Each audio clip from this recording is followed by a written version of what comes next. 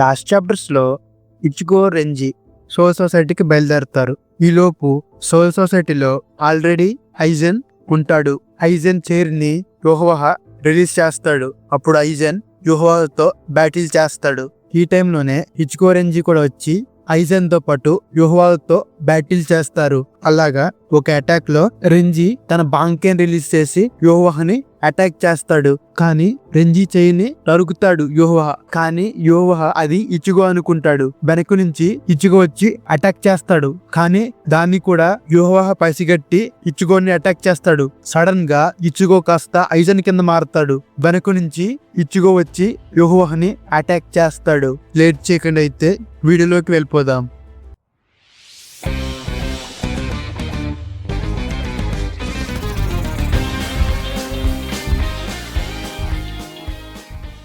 Ichigo యోహోవాని attack చేస్తాడు. Bleach chapter 684 the blade. Ichigo దగ్గరికి వచ్చిన యోహోవా కొద్దిగా ఆ డార్క్నెస్ తో తగ్గుతూ వస్తాడు. నాట్ బ్యాడ్ ఇచిగో, నేను నిజంగానే ఇంప్రెస్ అయ్యా. నువ్వు నా క్యోకసుగెట్సు ని గ్రహించి దానికి చాలా తొందరగానే అడ్జస్ట్ అయ్యావు అని ఐజన్ ఇచిగోతో చెప్తాడు. అప్పుడు ఇచిగో, నేను ఈ సోల్ సొసైటీకి వస్తున్నప్పుడే ఏదో ఒక స్ట్రేంజ్ అనీజినెస్ గ్రహించా. ఇది వచ్చు ప్రతి ఒక్కరు నీ క్యోకసుగెట్సు ఇన్ఫ్లుయెన్స్ లో ఉన్నప్పుడు ఎలాగుందో ఇక్కడికి వచ్చేటప్పుడు కూడా అలాగే ఉంది అని ఇచిగో చెప్తాడు. నువ్వు అన్నది నిజమే. నేను మీరందరూ ఇక్కడికి వచ్చే ముందే నా క్యోకసుగెట్సును రిలీజ్ చేశా. అప్పుడే నేను గమనించింది ఏంటంటే నా క్యోకసుగెట్సుతో ఆల్మైటీ యొక్క విజన్ ఆఫ్ ఫ్యూచర్ ని నేను ఆల్టర్ చేయగలనని. క్యోకసుగెట్సు నీ మీద ఎఫెక్ట్ అవ్వదు. సో నీ మీద నా క్యోకసుగెట్సు రిలీజ్ చేయకపోవడం ఇంత అడ్వాంటేజెస్ ఉంటదని ఎప్పుడు అనుకోలేదు. కురోసాకి ఇచిగో అని ఐజన్ ఏదో చెప్పబోతే ఐజన్ మీద ఒక అటాక్ పడుతుంది. ఇచిగో ఐజన్ అని వెనక్కి తిరిగి చూస్తే ఆ డార్క్నెస్ మళ్ళీ పెరుగుతూ వస్తుంది. అప్పుడే ఆ డార్క్నెస్ నుంచి యోహోవా బ్లాక్ కలర్ లో పైకి లేస్తూ క్యోకసుగెట్సు డియాక్టివేట్ అవ్వబడింది. ఎందువల్ల? ఇది నీ ఓవర్ కాన్ఫిడెన్స్ వల్ల, లేకపోతే నువ్వు నీ లిమిట్ రీచ్ అయ్యావా అని ఆ డార్క్నెస్ తో ఐజన్ ని కన్జ్యూమ్ చేస్తాడు. నువ్వు నిజంగానే నమ్మేవా ఆ అటాక్ తో నువ్వు నన్ను అంతం చేసావని? అప్పుడే ఇచిగో ఎంతో షాకింగ్ గా తోస్తాడు. నా పవర్ ఫ్యూచర్ ని కూడా మార్చగలదు. ఈవెన్ నా మరణాన్ని కూడా నేను మళ్ళీ ఓవర్ రైట్ చేస్తా. ఇచిగో యోహోవా దగ్గరికి తన జాన్గెట్సు పట్టుకుని వస్తాడు. నువ్వెన్ని చేసినా యూజ్లెస్ అని యోహోవా అరుస్తూ ఇచిగో చేతిలో ఉన్న జాన్గెట్సుని అటాక్ చేస్తాడు. ఆ జాన్గెట్సు దూరంగా వెళ్లి పడుతుంది. ఇచిగోని యోహోవా డార్క్నెస్ అబ్జార్బ్ చేస్తూ అది సోల్ సొసైటీ మొత్తం వ్యాపిస్తూ ఉంటుంది. ఇంకా అయిపోయింది హ్యూమన్ వరల్డ్, సోల్ సొసైటీ. వాటి ఫామ్ లూజ్ అయ్యి రెండు కలిపి ఒక్కటిగా నా పవర్ లో కలుస్తాయి అని యోహోవా అన్నప్పుడే యోహోవా బాడీలోకి ఒక యారో వస్తుంది. ఏంటిది అని యోహోవా చూస్తాడు. అక్కడ దూరంగా నుంచుని ఇషిడా ఉరియు తన క్విన్సీ బౌత్ తో యోహోవాని అటాక్ చేస్తాడు. అప్పుడే ఉరియుకి వాళ్ళ ఫాదర్ చెప్పాడని చెప్తాడు. ఈ సిల్వర్ ఆశ్వాలలో ఫాల్ అయిన క్విన్సీస్ అందరి హార్ట్ లో నుంచి ఒరిజినేట్ అయ్యింది. దీనికి సిల్వర్ ఆఫ్ స్టిల్నెస్ అనే ఒక పేరు ఉంది. ఆశ్వాలన్నీ యాక్టివేట్ చేసిన వాళ్ళ బ్లడ్ ని దీంతో కలిపితే ఇది యూజర్ ఎబిలిటీస్ ని ఇంటర్ఫియర్ అవుతుంది. ఇక్కడ మీరు 1000 year బ్లడ్ వార్ స్టార్టింగ్ లో చూసినట్టయితే ఇషిడా ఉరియు యోహోవా బ్లడ్ ని తాగుతాడు ఆ క్విన్సీ ఆర్మీలో జాయిన్ అయ్యే ముందు. సో ఇక్కడ ఈ క్విన్సీ యారోహెడ్ లో ఈ ఆశ్వాలన్ బ్లడ్ ని కలిపితే ఇది యూజర్ యొక్క ప్రతి ఎబిలిటీస్ ని ఒక సింగిల్ ఇన్స్టెంట్ వరకు ఎలిమినేట్ చేస్తుంది. అప్పుడు ఈ యారోహెడ్ యోహోవాలోకి వెళ్లి యోహోవాని ఏమీ చేయకుండా ఆపుతుంది. ఇదే ఛాన్స్ కురోసాకి అని కింద నుంచి ఇషిడా అరుస్తాడు. అప్పుడే ఇచిగో వెళ్లి తన జాన్గెట్సుని తీసుకుని యోహోవా దగ్గరికి వెళ్ళబోతాడు. సో వాట్ అయితే ఏమైంది? అసలు నువ్వేమీ అచీవ్ చేద్దాం అనుకుంటున్నావు? నా పవర్ ని ఈ ఒక్క ఇన్స్టెంట్ వరకు ఆపి. అప్పుడు ఉరియు నో, ఇది యూజ్లెస్, మనం టైం కి చెయ్యలేం అని ఉరియు అనుకున్నప్పుడే ఇచిగో వచ్చి యోహోవాని అటాక్ చేస్తాడు. యోహోవా తన చేత్తో ఆ జాన్గెట్సుని బ్రేక్ చేస్తూ ఉంటాడు. అయినా గాని ఆ జాన్గెట్సు బ్రేక్ అయ్యి ఇచిగో ఒక పాత జాన్గెట్సులా మారుతుంది. జాన్గెట్సు అఫ్ కోర్స్. సో ఇదే నేను ఆ మూమెంట్ లో నా కళ్ళతో ఒక చిన్న అనువంత ఫ్యూచర్ నేను చూసా. నేను ఇది నిజంగానే నువ్వు చూపించే ఒక కళ అనుకున్న హాషవాల్ట్ అని యోహోవా అంటాడు. ఆ అటాక్ కి యోహోవా 2 ముక్కలుగా మారతాడు. క్యోరోకు షిన్సుయి ఒక సామాన్య దగ్గరికి వచ్చి సాకే తాగుతూ ఉంటాడు. చూస్తుంటే మనం అన్ని క్లియర్ చేసి ఫినిష్ చేసేలాగున్నాం. ఇంకా ఒక్క లాస్ట్ డిస్ట్రిక్ట్ ఉంది, అక్కడ పని అయిపోతే ఇంకే ఇబ్బంది ఉండదు. దీనికి కొంచెం సమయం పట్టింది కానీ ఇంపాసిబుల్ అయితే కాదు, అంత మ్యాసివ్ డిజాస్టర్ నుంచి రికవరీ అవ్వడం. కెప్టెన్ కమాండర్, మనకు ఆల్మోస్ట్ టైం అవుతుంది తొందరగా అని క్యూరకో సిన్షి అసిస్టెంట్ పిలుస్తుంది. ఓ, ఈ పనులన్నిటికి ఇంకా నాకు అలవాటు పడడానికి టైం పడుతుంది అనుకుంటా. ఈ రకంగా చూస్తే ఓల్డ్ మ్యాన్ యామాజీ నిజంగానే చాలా ఇంక్రెడిబుల్. వెల్ దెన్, అప్పటి వరకు ఇంకో రౌండ్ లో కలుద్దాం ఉకిటాకే అని క్యూరకో ఉకిటాకే సమాధి నుంచి వెళ్తాడు. కెప్టెన్ కమాండర్ అని అసిస్టెంట్ పిలుస్తూ ఉంటుంది. వస్తున్నా, నేను దారిలో ఉన్నా అని క్యూరకో అంటాడు. Bleach chapter 685, the end of flawlessness. West 55 district finally complete అవుతుంది. చాలా టైం తీసుకుంది కానీ ఇప్పుడు నా కన్సీల్డ్ నెట్వర్క్ అక్రాస్ సెరిటే వరకు ఎక్స్టెండ్ చేయొచ్చు. ఇప్పుడు నేను ఫీల్డ్ సర్వే చేయాలి, నాతో రా నిమూరి ద 8th అని నెమూని పిలుస్తాడు. ఒక చిన్ని నెము, వస్తున్నా మయూరి సమా అని మయూరితో పాటు వస్తుంది. మయూరి, నువ్వంతా గట్టిగా ఏం చెప్పాల్సిన పని లేదు, నాకు ఇంకా అర్థం కాదు నువ్వు ఈ రకంగా ఎందుకున్నావు అని మయూరి అనుకుంటాడు.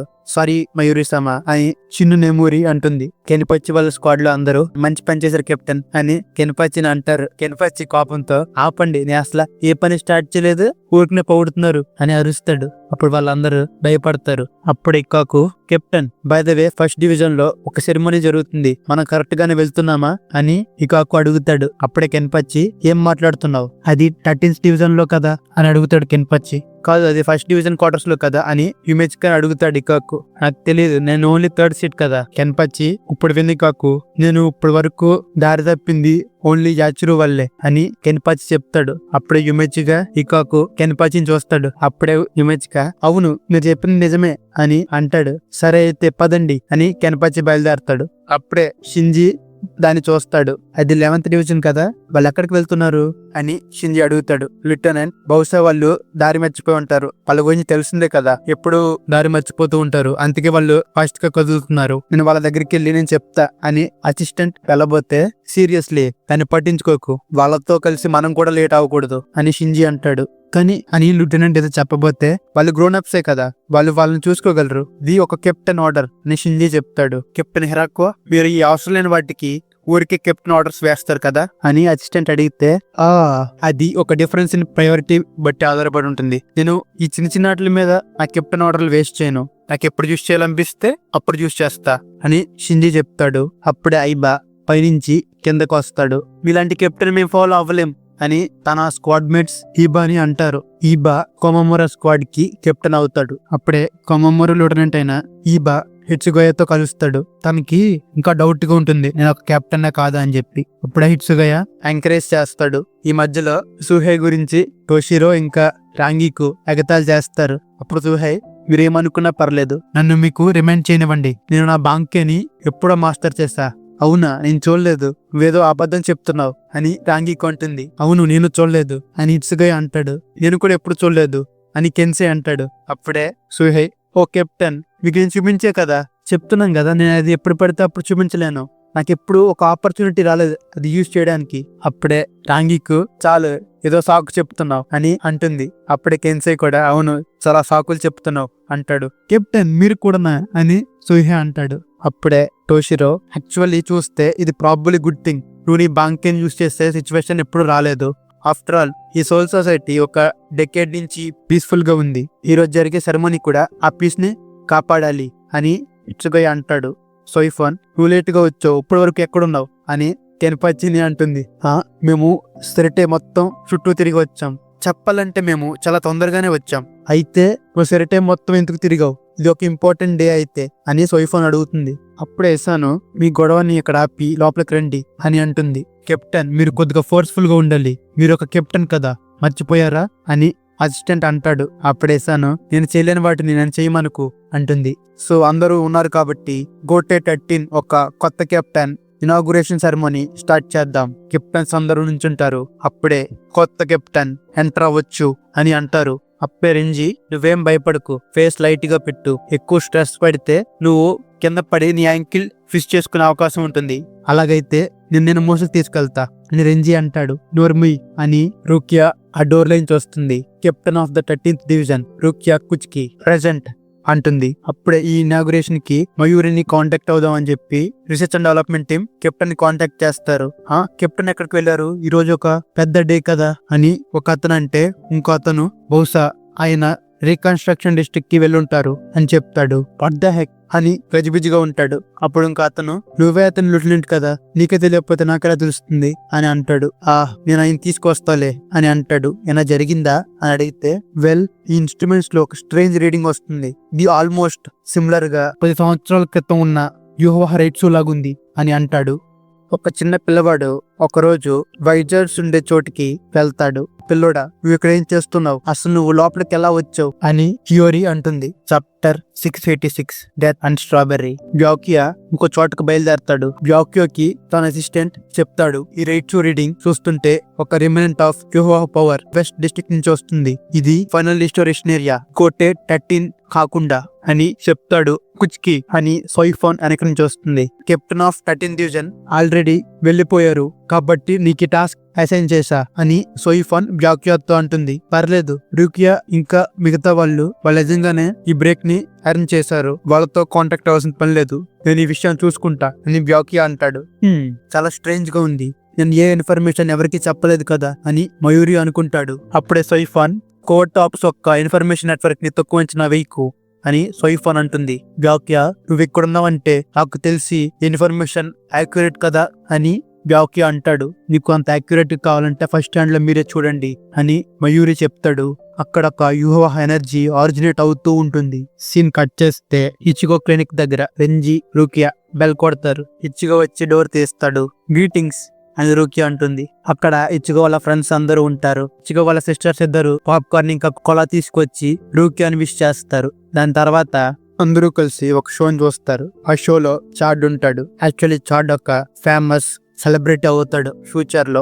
దాన్ని ఉరియు కూడా చూస్తాడు. ఫ్యూచర్ లో ఇషిడా ఉరియు కూడా వాళ్ళ ఫాదర్ రూకిన్ లాగా డాక్టర్ అవుతాడు. స్టార్ట్ అవుతుంది ఒరిహిమే అని ఇచ్చిగో ఒరిహిమే అని పిలుస్తాడు. ఒరిహిమే వస్తుంది. కాజు ఎక్కడున్నాడు అని అడుగుతాడు. అతను పైన ఉన్నట్టున్నాడు. సుబాకి కొంచెం చెప్పిన దాన్ని బట్టి చూస్తే అతను హియోరి చాన్ దగ్గరికి వెళ్ళినట్టున్నాడు. అప్పుడే యూజు, తను నీ రూమ్ లో ఉండుంటాడు నిచాన్, కాజుకి ఎక్కడ ఉండడం ఇష్టం అని యూజు ఉంటుంది. అది నీ రూమ్ కదా, మర్చిపోయావా అని ఇచ్చిగో అంటాడు. కాజు ఉన్నంత వరకు పర్లేదు అని యూజు అంటుంది. అప్పుడే కారిన్ వచ్చి, ఎందుకంటే అచ్చు ఇచ్చిగో నీచాన్ లో ఉన్నాడు కదా అని అంటుంది. కారించాన్ అని వాళ్ళిద్దరు ఒకరినొకరు ఆట పట్టించుకుంటారు. అప్పుడు ఇచ్చిగో, మీ అమ్మాయిని కూడా తీసుకొస్తా అన్నారు కదా, ఎక్కడుంది అని ఇచ్చిగో అడుగుతాడు.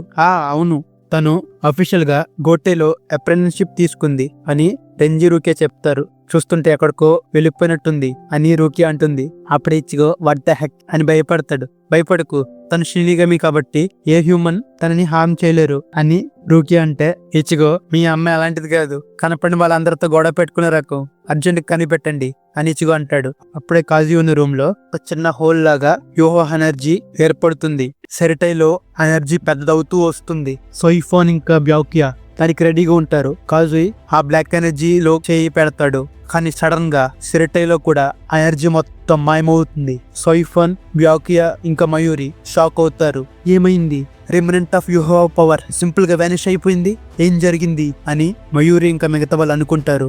గోటే 13 ప్రిజన్ లో so last trace of Yhwach power disappear అయింది అని ఐజన్ అంటాడు. ఇచ్చిగో జాన్గెట్సుని యూహోవా పట్టుకుని ఆ దారి ఇంకా క్లోజ్ అయింది. ఇచ్చిగో, భయం లేని ప్రపంచానికి దారి పూర్తిగా నాశనమయ్యింది. షోమన్ వరల్డ్, సోల్ సొసైటీ, హ్యూకోముండో 3 కలిపి ఒక్కటిగా లైఫ్ ని డెత్ ని మింగిల్ చేద్దాం అనుకున్నా, కానీ ఇప్పుడు ఆ దారి ఇంకా లేదు. ఇది మొత్తం నీ వల్ల ఇచ్చిగో, చాలా డిసప్పాయింటింగ్ గా ఉంది. నీ వల్ల జీవితం ఇంకా మరణం వాటి పాత్ర కోల్పోవు. ప్రతి జీవులు చస్తూ బతుకుతూ ఉంటూనే ఉంటారు అని యోవా అంటాడు. దాన్ని ఇచ్చిగో చూస్తాడు.